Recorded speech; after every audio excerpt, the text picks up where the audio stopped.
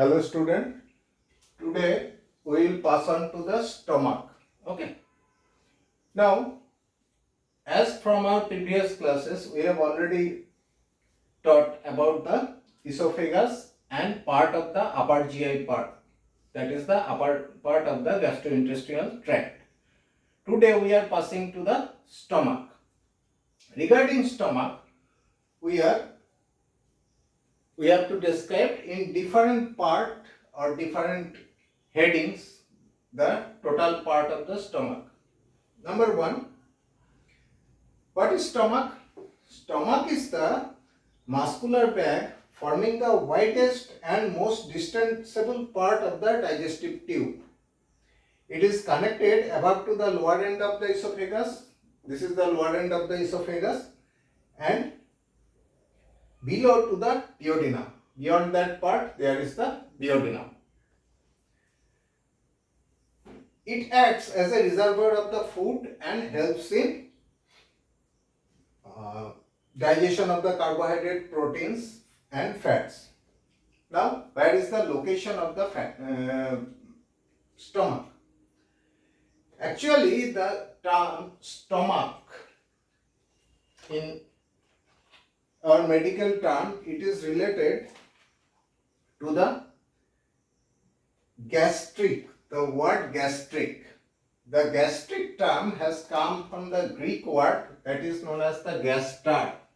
Okay. The term gastart means the belly, or from this the term gastric has been coined to describe the any description of the related to the stomach.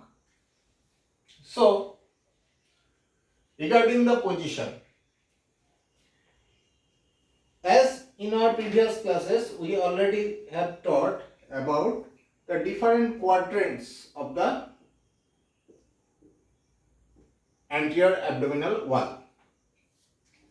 From this drawing you can easily remember that part, and the stomach lies obliquely in the upper and left part of the abdomen. This is the upper and left part of the abdomen, and occupying the epigastric, this region is epigastric region, and umbilical, left hypochondriac, these three regions it occupies. Most of it lies under cover of the left costal margin. This is the left costal margin. Most of the part lies under cover this left costal margin and ribs. What is the shape? Shape of the stomach depends upon the degree of the distension. Okay. When it is empty, the stomach is somewhat J-shaped or vertical. When partially distended, it becomes piriform in shape. Now, what is the size and capacity? The capacity in newborn, as I have already said, that is, it is most distensible part. Capacity in newborn, it is about 30 ml. Okay, 30 ml, and gradually it increases in size, and in puberty its volume comes up to the 1 liter, and in 2 liter or 1.5 liter to 2 liter it increases in cases of adults. Now, what are the features? We can describe the stomach, features of the stomach in different way. Number one, according to the end, that is these two end. Number two curvature. These are the two curvature, one curvature and another is another curvature, and two surface. These are the one surface, and on the posterior aspect there is another surface. So let us discuss one by one. Number one, the two ends. This is called the cardiac end and this is called the pyloric end. Two curvature. This is called the greater curvature and this is called the lesser curvature. Two surface. This is the anterior superior surface and on the behind there is the posterior superior or posterior surface or posterior inferior surface. Now what are the ends? One is the cardiac end, as I have described. This is the cardiac end or upper end. It joins with the lower end of the esophagus and presents an orifice. This is orifice. This orifice is called the cardiac orifice. Okay. Pyloric end. This orifice is called the cardiac orifice. Regarding pyloric end, it joins with the proximal end of the duodenum and presents an orifice that is called the pyloric orifice. The stomach is relatively fixed at the upper and lower end. Now curvature. The stomach presents two curvature, lesser curvature and greater curvature. Lesser curvature, it is concave and forms the shorter right border of the stomach. Okay. The most dependent part of this curvature is known as the angular notch or incisura angularis. It indicates the junction of the body and the pylorus part. The lesser curvature provides the attachment of the lesser omentum. As you easily can see, this greenish color is showing the attachment of the lesser omentum. Now greater curvature. The greater curvature, it is convex. Okay.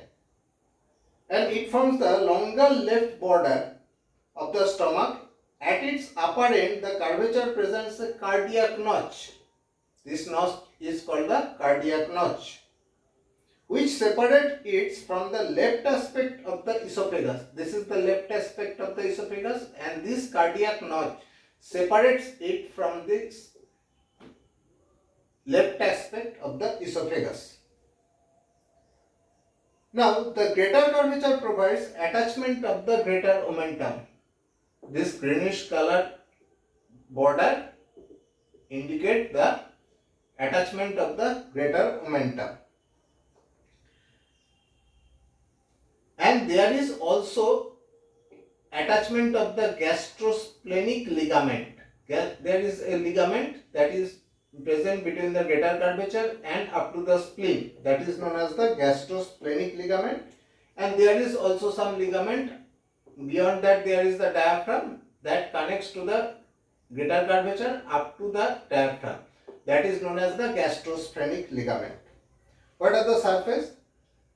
This is the anterior superior surface that looks forward and quite upward. Now, there is the back part or posterior surface. That posterior surface faces backward and downward. Now, what are the part? It has cardiac part, fundus, body and pyloric part. Cardiac part, what is cardiac part? That part around the cardiac orifice, that is known as the cardiac part.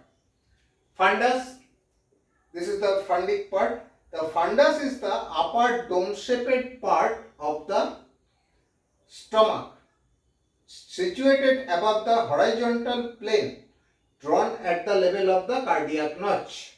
This is the horizontal plane drawn at the level of the cardiac notch. Beyond that part, that is the fundus. Superiorly, the fundus usually reaches at the level of the left fifth intercostal space, this part, just below the nipple. Hence, gastric pain sometimes imitates as angina pectoris or pain of the AMI.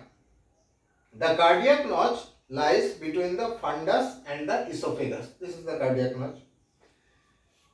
The fundus is generally distended with the gas, this part, gas or air, which is clearly seen as radiolucent shadow under the left dome of the diaphragm. Now body. This part is called the body. Body is the major part of the stomach between the fundus and pyloric antrum. Okay, between the fundus and pyloric antrum. It can be distended enormously along the greater curvature. Now coming to the pyloric part. The pyloric part is funnel-shaped outflow, okay, region of the stomach, and a line drawn downward and to the left from the angular notch to the greater curvature separates it from the body. As I have drawn here, a vertical line drawn from the angular notch up to the greater curvature that separates it from the body. It extends from the angular notch to the gastroduodenal junction. Beyond that there is the duodenum. So this is the gastroduodenal junction. This part is known as the pylorus. It is divided into pyloric antrum, pyloric canal and pylorus. These three parts. Okay. Pyloric antrum, it is the proximal white part which is separated from the pyloric canal by an inconstant sulcus or sulcus intermedius. This part. This sulcus intermedius present on the greater curvature and is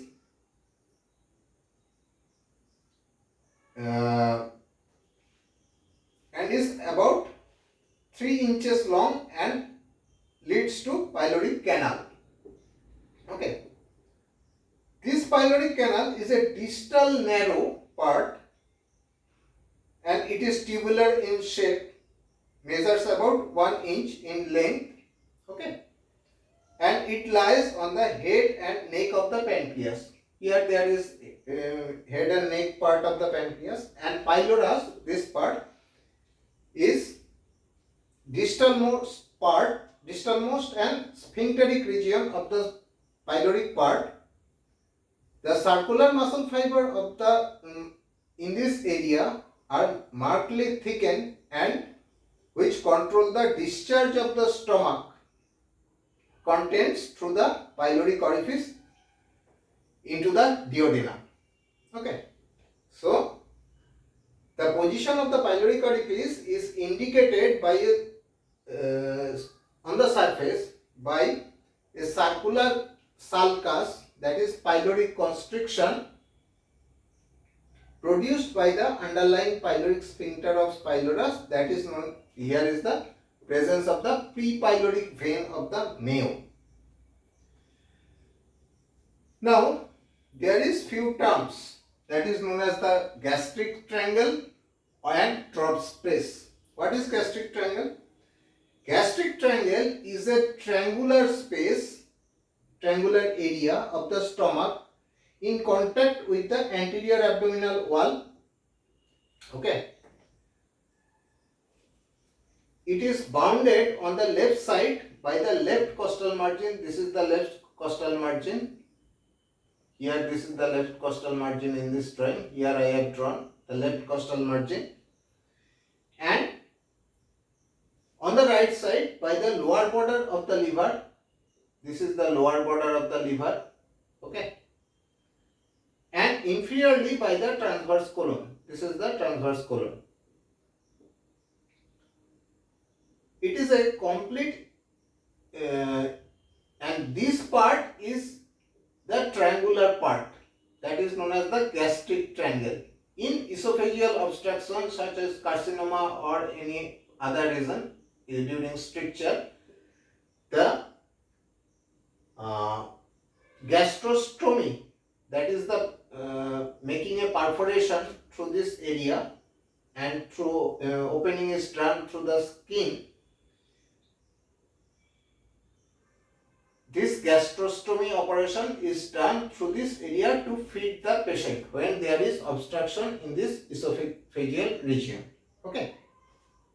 Now, another is trough space. Trough space is a topographic area overlying the fundus. This area is fundus and which is tympanic on percussion and is bounded superiorly by the lower border of the left lung. Here, as this is the costal margin, beyond that there will be the lower border of the left lung. This green color is marked by the lower border of the left lung. Okay. So, in the upper part there is lower border of the left lung and inferiorly by the left costal margin. This is the left costal margin. On the left side by the lateral end of the spleen, this area is the lateral end of the spleen, that is this area. Okay. This area is the lateral end of the spleen and on the right side there is lower border of the left lobe of the liver in this area. So this area is known as the trough space. So these are the anterior features of the anterior surface of the stomach. Now what is the difference between the cardiac orifice and pyloric orifice? Cardiac orifice is the junction between the lower end of the esophagus and stomach, and it marks at which level the greater curvature begins. Okay. In the pyloric orifice, it is the junction between the pyloric end of the stomach and first part of the duodenum. What is the position? The cardiac orifice is situated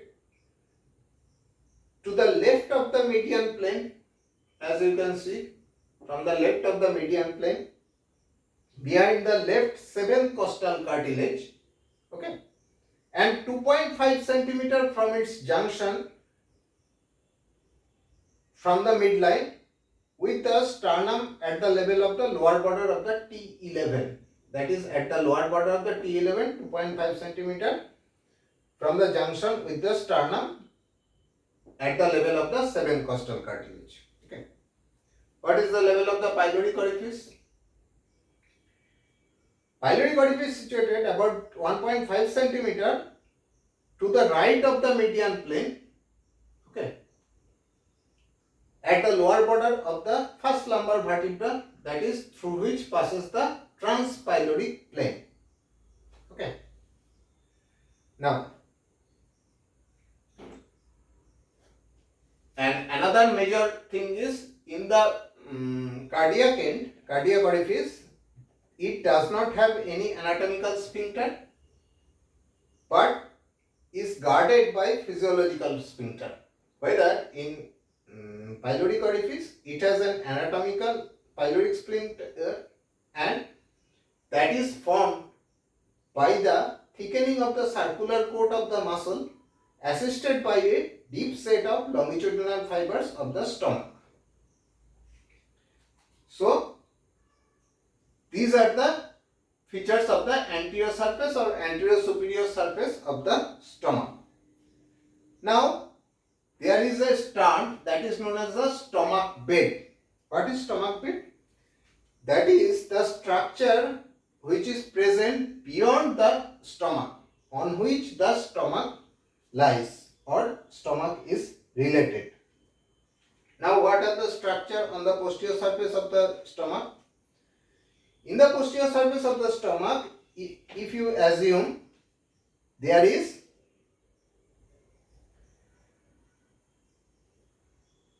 all the structure, what I will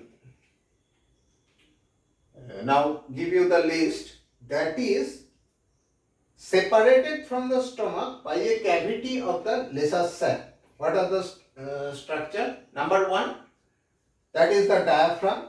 Number 2, there is the left kidney on this side.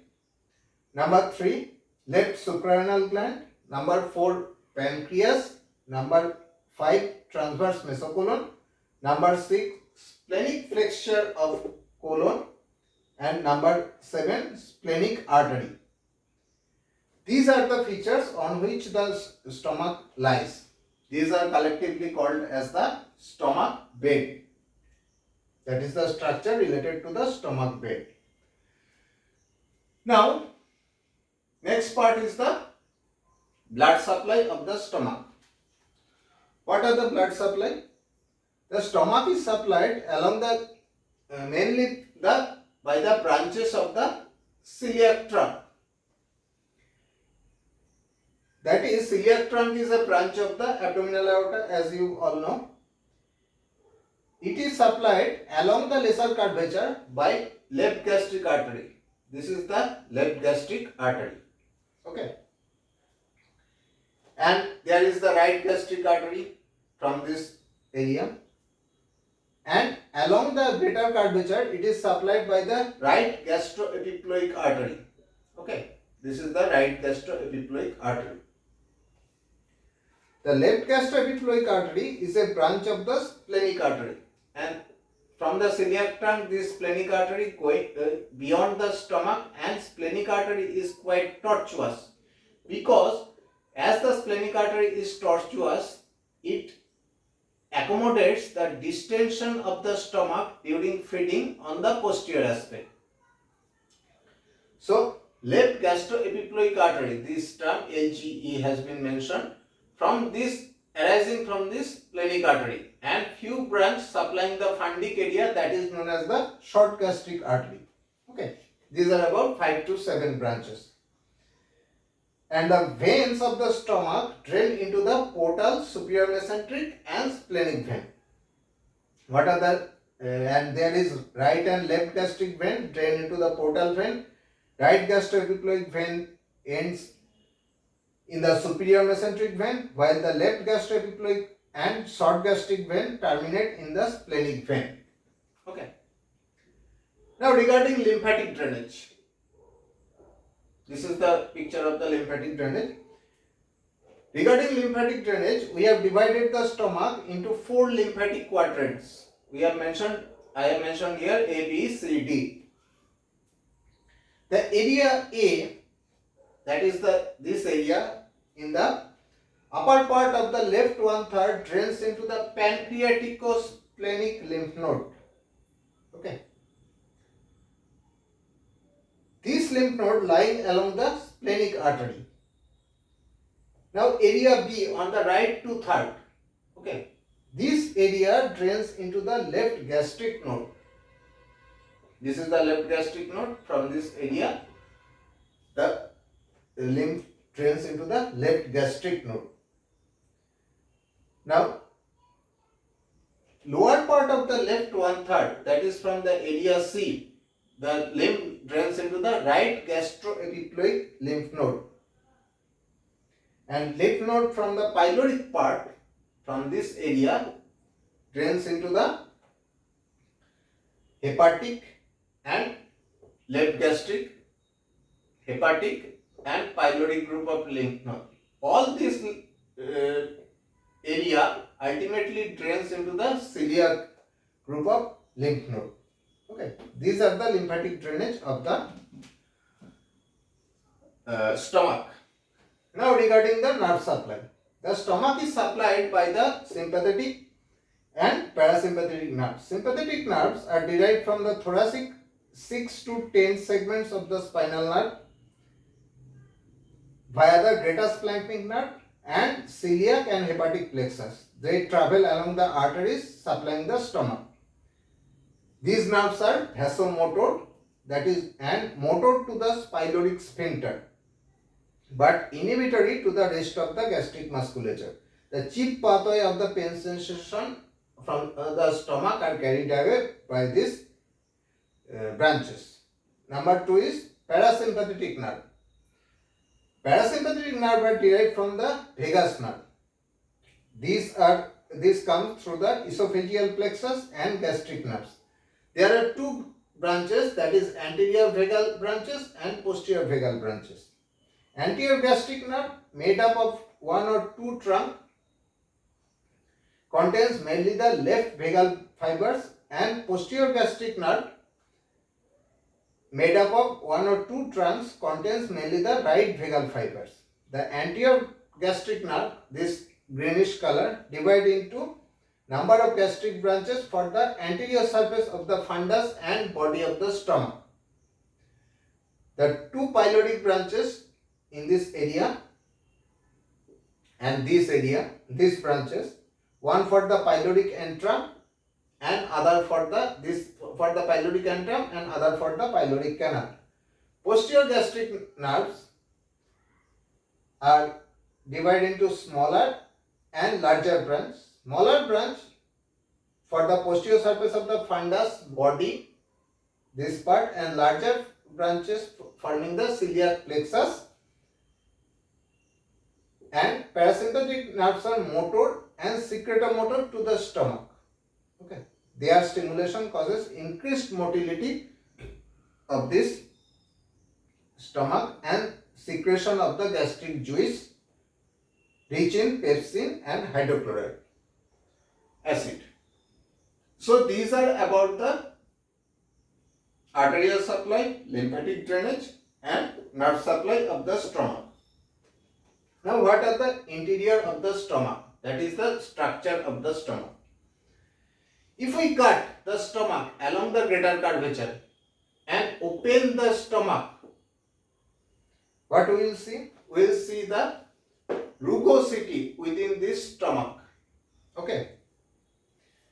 Now, beyond that rugosity, if we look microscopically, there is first in the interior we will get the mucosa. Mucosa of the empty stomach is thrown into fold termed as gastric rugae. The rugae are longitudinal along the lesser curvature in this area and they are irregular elsewhere. Rugae are flattened in a distended stomach. On the mucosal surface, there are numerous small depressions that can be seen with the simple hand lens. These are called the gastric pits. Okay. Now the part of the lumen of the stomach that lies along the lesser curvature and has longitudinal rugae in this lesser curvature region. That part is known as the gastric canal or Magenstrasse. What is the spelling? Magenstrasse. Now, beyond that, we will get the submucous coat and then muscular coat. Along the muscular cord, there are three types of the muscles. Number one, longitudinal muscle fiber. These are the longitudinal muscle fiber that are mostly superficial and mainly along the curvature. Okay. Along this curvature, we will get the longitudinal. Inner circular muscle fiber. Beyond that, we will get the inner circular muscle fiber. And after that, in the deface layer, we will get the oblique fiber. Okay. These are the layers of the stomach we will get during dissection. So, these are about the stomach, and regarding applied importance, gastric pain may felt in the epigastric region because the stomach is supplied from the segments of the T6 to T9, that is 6 thoracic to 9 thoracic of the spinal cord, and which also supplies the upper part of the abdominal wall.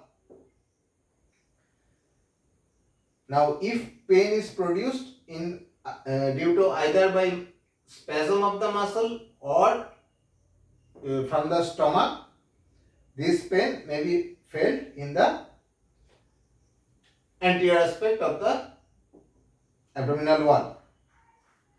There is also a term that is the peptic ulcer that can occur in the site of the pepsin and hydrochloric acid secretion, and there may be the gastric ulcer that will be described in your separate class. There is also a term that is called the gastric carcinoma that occurs along the greater curvature. Okay. There is a pyloric term that is known as the pyloric obstruction that can be congenital or acquired, and there may be visible peristalsis in the anterior abdominal wall in this condition. These are all about the stomach in gross. Now, another video will be posted, that is the viscera of the stomach, that will describe you the stomach in detail beyond this theoretical discussion. If you have any question, you may ask in the group. This is for all your discussion of the stomach, and that will help you to understand the viscera in subsequent video later. Thank you.